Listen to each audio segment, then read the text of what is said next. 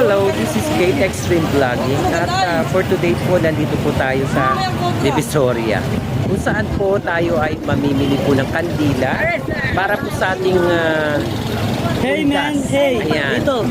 Ayan po, dito po sa Undas 2025, okay? So ngayon po samahan niyo ako sa pamimili ng kandila, okay? Bye-bye! So and dito po tayo sa bilihan po ng kandila, ayan. So, dito po sa Divisoria, makakuha po kayo ng wholesale. Okay, so ayan po yung mga ginagawa ni Kuya na kandila. Ayan. Ano pangalan po ng inyong, ano pong pangalan ng kumpanya mo? Kumpanya ko, ang supplier ko, Alumbia. Alumbia? Alumbia. Columbia. Ayan po, si tatay po. Ayan po, dito po ako bumibili ng kandila sa kanya. Isang beses lang po akong padaan. At ayan po yung mga kandila. Ito po, yan, yung mga kandila na yan. Ayan po. At andito pa po yung mga pang-refill. Ayan. Ayan po ang karamihan. At narito po yung ibang kandila. Ayan, iba-iba. So marami pong klase ng kandila. So meron pong ganitong kandila. Ayan. Ito meron po nito. Ayan guys. So ayan po. At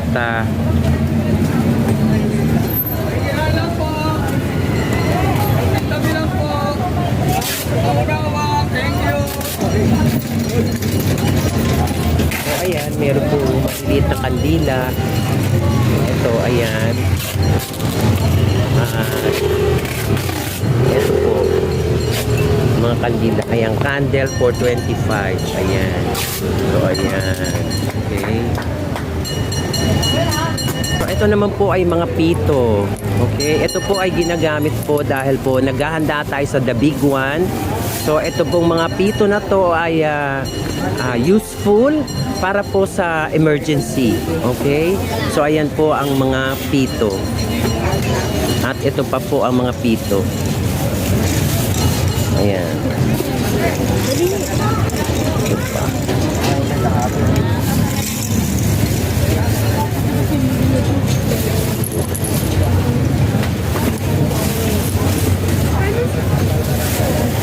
So, ayan po ang yes, ito po ang Divisoria.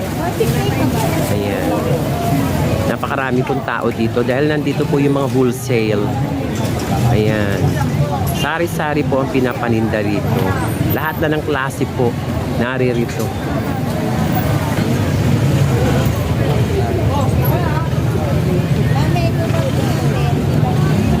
Ano pangalan nyo? Jeng po. Jeng. Si tatay, ano pangalan? Rani. Rani.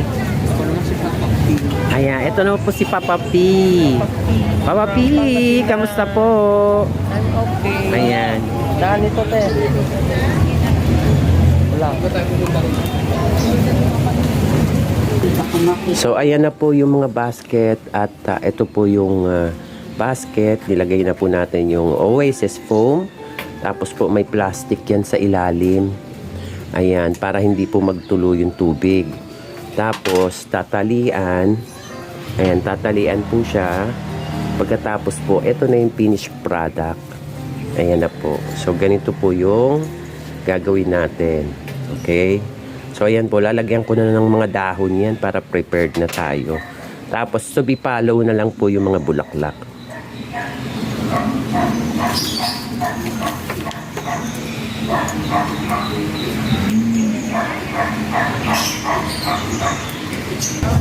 So, ayan na po yung finished product. So, kukunan pa po natin yung iba pag ginawa natin. So, sa ngayon po, ito na po ang finished product. Ayan.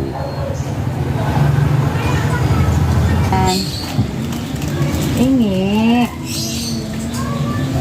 siyan-siyan.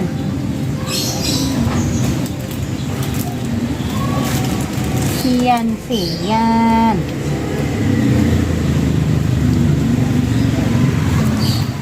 So, ayan na po guys, yung mga ginawa natin. So, naglilinis na po tayo for para sa mga orders. Lilinisin na po natin. Ayan na po. At yan po ang negosyo natin dito sa Pilipinas. Kung ano po yung trabaho natin sa abroad, yun din ang trabaho natin sa Pilipinas. Nilagay nga din din. Medyo sukan. Medyo tulis ibet isyo. Ang dagdag design na. Oo. Yung malalaking dahon, yun yung tinatanggal.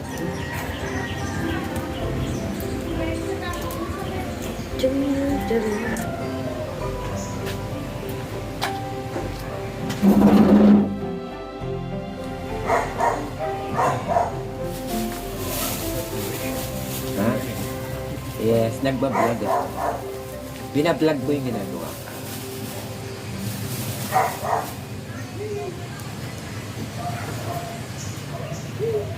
Ayan guys, gagawa tayo ngayon ng bulaklak para po dito sa order natin dito po sa flower shop. So gagawa po tayo ng bulaklak. So kailangan po natin gupitin muna to. So ito po si Kate, nag-negosyo po.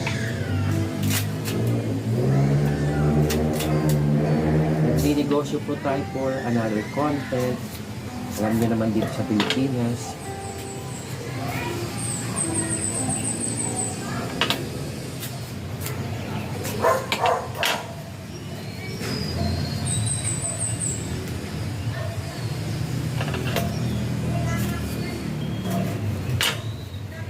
Pag nandito po tayo sa Pilipinas, kailangan po tayong masipag.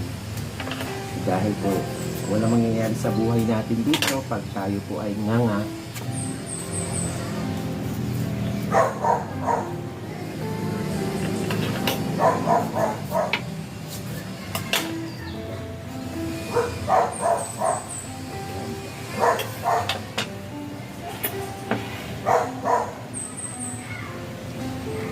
Ang gagawin natin ay halagang 250.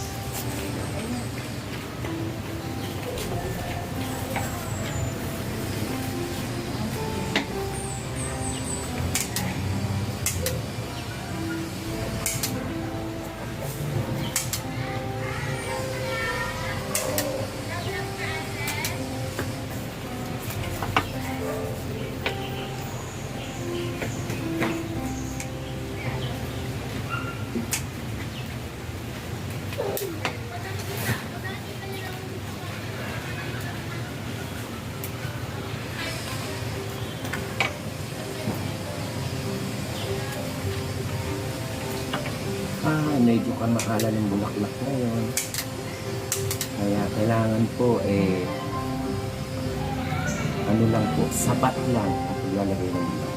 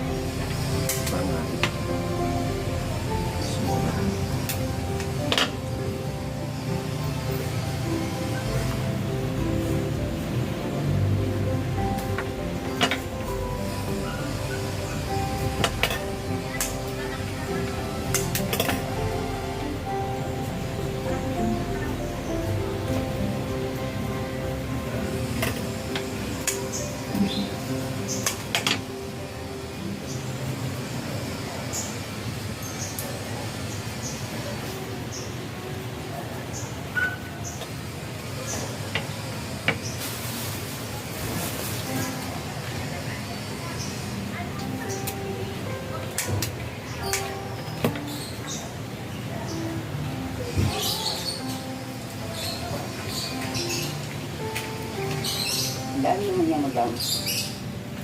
Pagkatapos na nitong tsaka ka magpintura doon. Tsaka to hindi mo na idodouble yung green.